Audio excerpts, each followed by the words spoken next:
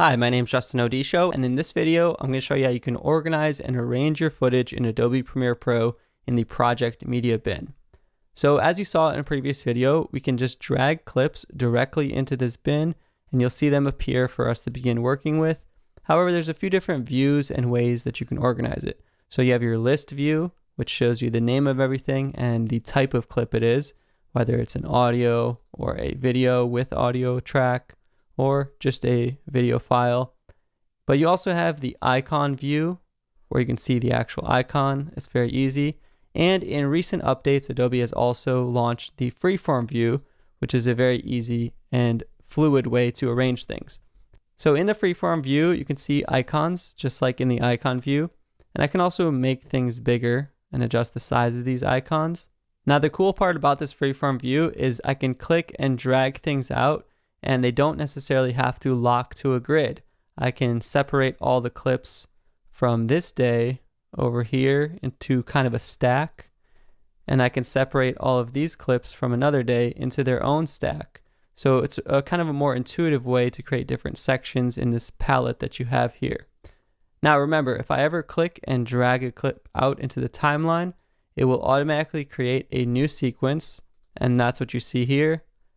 And this is our sequence. It just happens to take on the name and the thumbnail of the original clip. But you can see if I continue to add clips on there, that this sequence actually has more to it than just the one clip. If you ever double click on a clip in your Project Media bin, it'll open up the source window, which allows you to play through that clip and see what it is. And you can play through different clips just in case the thumbnail is a bit vague. And you can always right click and rename or label things in different colors for more organization. Now you also have the ability to hold graphics or different types of documents. So here we have an audio track, which I can drag on. Here we have a .ai logo graphic that I can drag on. So you can see how you can arrange multiple clips in a fluid way versus something like the list view or icon view, which can also be useful in their own way to search or sort through clips by different pieces of information. Another thing you can do to organize, if I highlight multiple clips at once, I can right click and create a new bin from the selection.